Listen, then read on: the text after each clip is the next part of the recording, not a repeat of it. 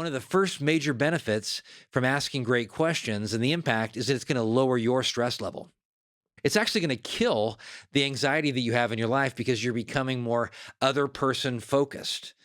Your own anxiety is going to decrease and their anxiety is going to decrease as well. Because when people know you're zoned in and curious about their life, they're going to feel valued. They're going to get that sense that you care. And their anxiety and their guard is going to drop because they're getting your undivided attention. It's contagious. I mean, that's a incredibly powerful tool in building relationships is to be curious about their life. And then they share some information. You don't have an agenda. You're letting go of the outcome, but you're getting more information. So they share one answer and you may be curious about that answer, then curious about what other answers they're going to have. And one thing I have found with people when they are toxic is they don't want other people to get to know them. And toxic, I use loosely here. I'm not saying they're doing this intentionally, but other people that are so guarded, they're viewing you as somebody who's intruding and they have this self protective mentality. It's very hard to connect with people that way. I'm not necessarily saying you run from those people, but it is a red flag if somebody can't be open, if they're always defensive, because how far is that going to go?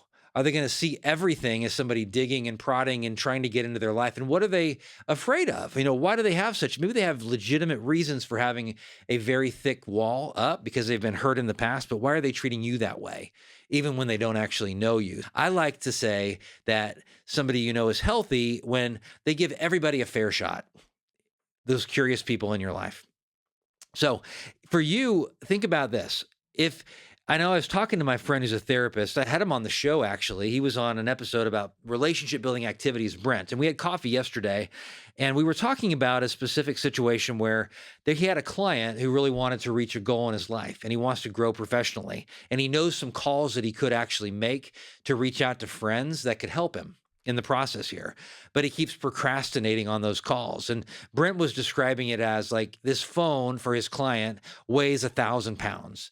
It weighs 1,000 pounds. It's so hard to pick that thing up. So the guy, and I don't know who came up with this metaphor, but I really like it because picking that phone up, it's like you need a crane to get that phone to your ear and make that phone call. And that's how it can feel sometimes when we're anxious and scared, but it'll shift the moment you say, I'm learning about somebody else. People are interested in other people learning about them.